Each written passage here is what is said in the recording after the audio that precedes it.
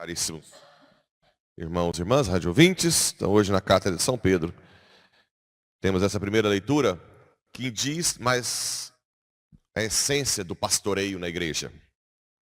Muito importante. Todas as vezes que a gente tem uma festa de pastores, a gente lê essa leitura, que diz o seguinte: exorta os presbíteros que estão entre vós, nós padres, mas bispos, mas também o pastoreio que os leigos participam dos presbíteros. Eu, testemunha dos sofrimentos de Cristo e participante da glória, sede pastores do rebanho de Deus confiado a vós. Cuidai dele, não por coação, mas de coração generoso. Primeiro, o pastoreio não deve ser autoritarismo. Eu quero, eu sou o padre, eu sou o bispo, eu que mando. Isso não traz autoridade nenhuma, nada. O pastoreio deve ser pelo cuidado. Quanto mais o pastor cuida, serve, mais ele recebe a autoridade naturalmente, né?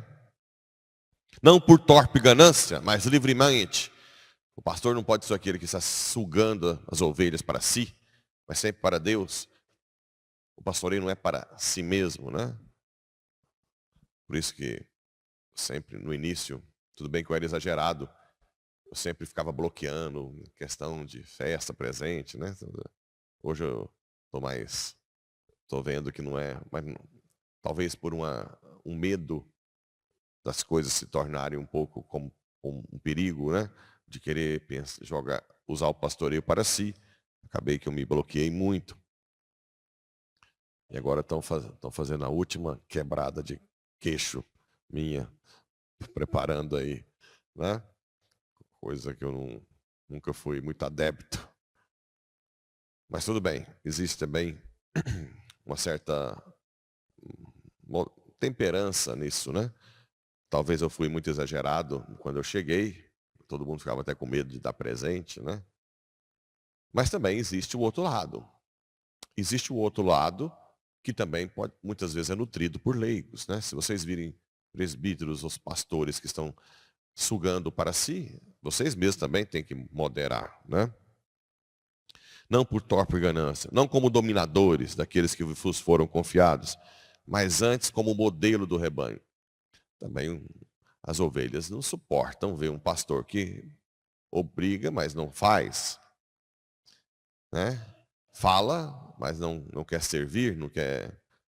Isso irrita as ovelhas, né? Isso deixa as ovelhas, assim como também é uma das acusações que as pessoas que não estão convertidas falam da gente. É batata. Aqueles que não gostam de igreja falam a mesma coisa. O que eles falam? Aquele povinho que está na igreja, mas que na vida não está com nada, e por isso que eu não aguento a igreja. Não é assim que você ouve? Vê aquele povinho que fica levantando a mão e louvando ao Senhor, e depois é terrível, péssimo, maltrata os outros,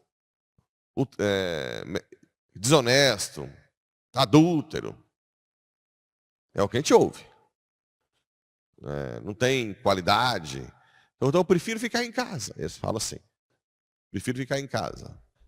Tudo bem que existe uma ignorância enorme por trás dessa fala, né? Enorme. Porque realmente nós não estamos prontos. Aqui a igreja é um hospital espiritual que nós estamos a caminho. Mas um pouquinho de verdade tem.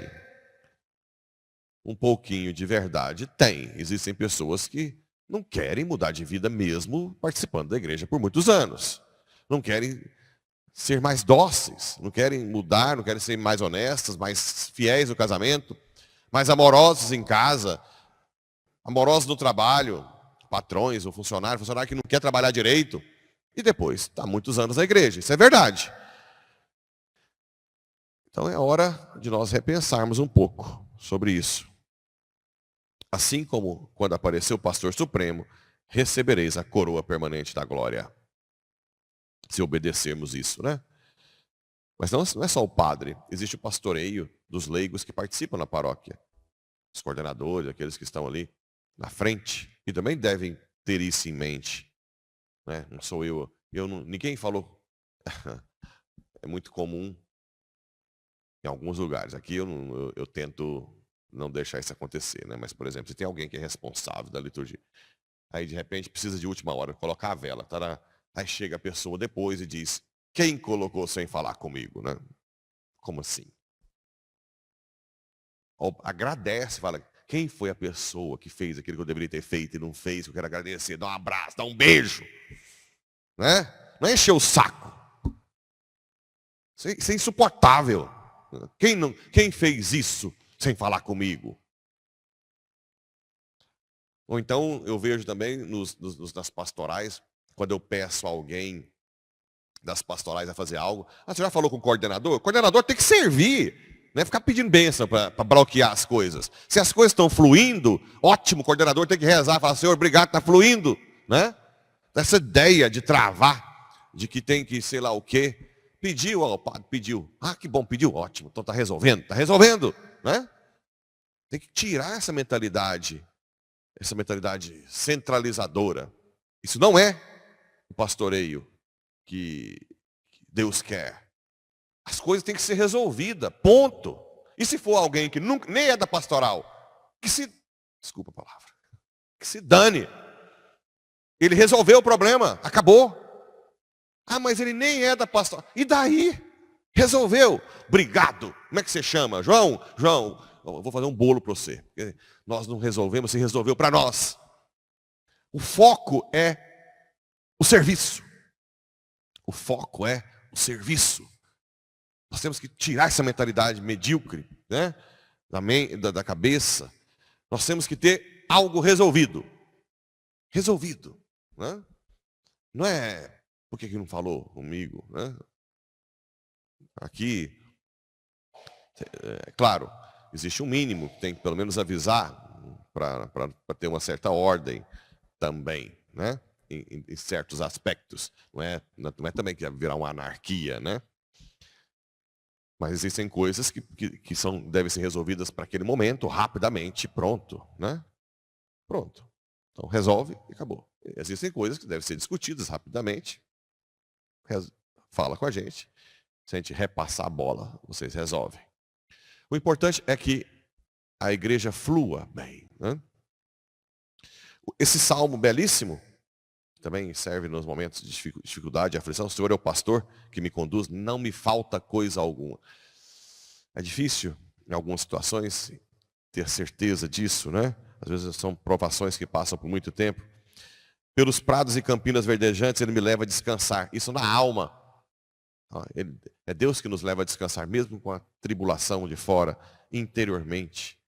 A nos descansarmos, né? Para águas repousantes Ele me encaminha e restaura as minhas forças. Ele me guia para o caminho mais seguro, pela honra do seu nome. Um salmo belíssimo quando a gente está passando por dificuldade. E no Evangelho, nós temos essa pergunta de Jesus: quem dizem que sou eu? Quem sou eu? Alguns padres dizem que é diferente conhecer de reconhecer. Reconhecer quando você tem uma intimidade, né? Todo mundo conhecia Jesus, todo mundo via o que ele fazia, mas Jesus queria saber a sua intimidade. Quem sou eu? E é Pedro que diz, tu és o Messias, filho de Deus vivo. E Jesus fala, não foi o ser humano que te revelou, mas o meu Pai que está no céu. Então, a primeira coisa, para reconhecer Jesus, tem que ter uma vida sobrenatural de oração. Senão, vocês podem até aceitar Jesus, mas um Jesus que é político, revolucionário. É engraçado ver esse povo que não é de igreja falar que Jesus é um cara sábio. Sendo que Jesus foi revelado pela igreja católica, né, na Bíblia dos séculos. Aí vem alguém ensinar, não, Jesus não é esse que vocês pensam. Jesus é um cara sábio, é um político, é um grande líder. Né? Agora o coach é um líder. Jesus é um líder. Eu falo, você está falando isso para a minha mãe que sabe quem ele é, né? A minha mãe, igreja. Você está explicando isso para igual falar para a mãe, seu filho é isso. Não, eu sei quem é meu filho. Né? A igreja revela, e aqui uma das partes da revelação é essa, que foi meu Pai que está nos céus que te deu essa sabedoria. Feliz és tu, né? Por isso eu digo que tu és Pedro, e sobre esta pedra edificarei a minha igreja, e o poder do inferno não poderá vencê-la. A igreja é fundada sobre essa rocha, né, que foi feita, não rocha pelos seus dons, mas Cristo deu a graça a Pedro de ser a rocha de início da igreja. E te darei as chaves do céu, e tudo que ligares na terra será ligado, e desligares. Aqui está o poder da igreja, que ninguém quer aceitar, poder de perdoar os pecados, poder das indulgências, foi dado por Cristo, a igreja, né? Então é o primórdio de tudo. Além de tudo, nós temos, não é só essa fala que coloca Pedro como primórdio, mas o próprio Evangelho de João, Pedro está sempre presente em tudo. Até na ressurreição, João corre na frente, espera Pedro entrar no túmulo, né? Depois, o próprio fato de Pedro morrer em Roma, né? Que é da onde saem todas as ordens, né? A carta de São Clemente aos Romanos,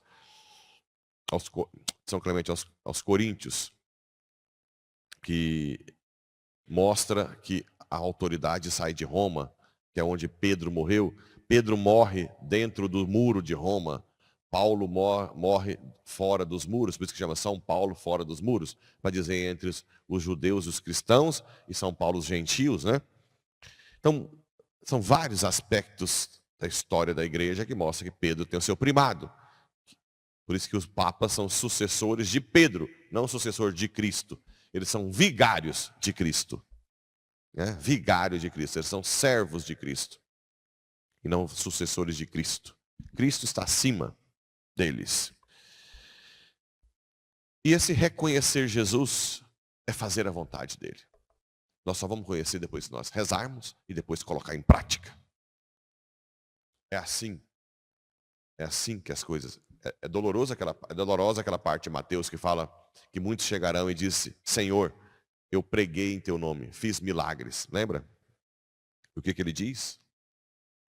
Afasta-te de mim. Eu nunca te conheci. Imaginem só, fez milagres. Existem pessoas que fazem milagres, gratia, gratis date, o carisma, que é o que a gente estava tentando desenvolver ontem, mas que a sua vida é um lixo. Pessoas invejosas que não querem, né? Que as pessoas, antigamente, que tinha dos grupos de oração, que chegava, já só punha em empecilho, tinha muitos dons. Mas se tomasse o cargo e tal, já virava aquela falação. Não tem gente assim? Existe um carisma até de milagres, gratis date, mas aqui Jesus está querendo alguém que às vezes nem é cheio de carisma, mas que tem intimidade, que faz. Como é que o filho, quando toca o interfone em casa, como é que ele responde? Quando a mãe fala, quem é? Eu. Não é assim? Não tem nenhuma mãe que já ouviu isso, não? Ou quem está falando? Ou então pelo telefone, eu. Espero que seja assim. Que vocês respondam. Quando tocar o interfone do céu lá. E que automaticamente abram a porta. E quando você falar eu, é de alguém que realmente está na intimidade de Jesus. Assim seja. Amém.